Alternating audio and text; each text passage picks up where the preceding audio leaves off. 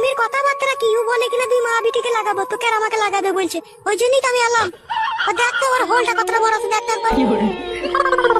শোনো জামাই, তোমাকে একটাই শেষ কথা বলে রাখলাম, আমার বিটি যদি আমাকে কোনোদিনও বলে যে মা তোর জামাই আমাকে করছে না, আমার কাছে আইছি না, আমি কিন্তু তোমার ওই হোল কেটে নেবো বললাম তোমাকে, আমি শেষবারের মতো তোমাকে আমি মানা করে দিয়ে গেলাম, ঠিক আছে? মদ ভাঙ খাবে না, সময় করে বাড়ি আসবে, আর মেয়েকে জাপটি জুপটি করবে, ঠিক আছে? আচ্ছা ঠিক আছে শাশুড়ি মা, তাই হবে। এই শোন, তো ভাত খেয়ে নে, ওকে ভাত দিয়ে দে, ঠিক আছে? উল্টো পাল্টা করে দুজনে করবি, আর যদি ঠিকঠাক ভাবে করানো হয় না, আমি ঘরে শুয়ে থাকছি, আমাকে ডাকবি।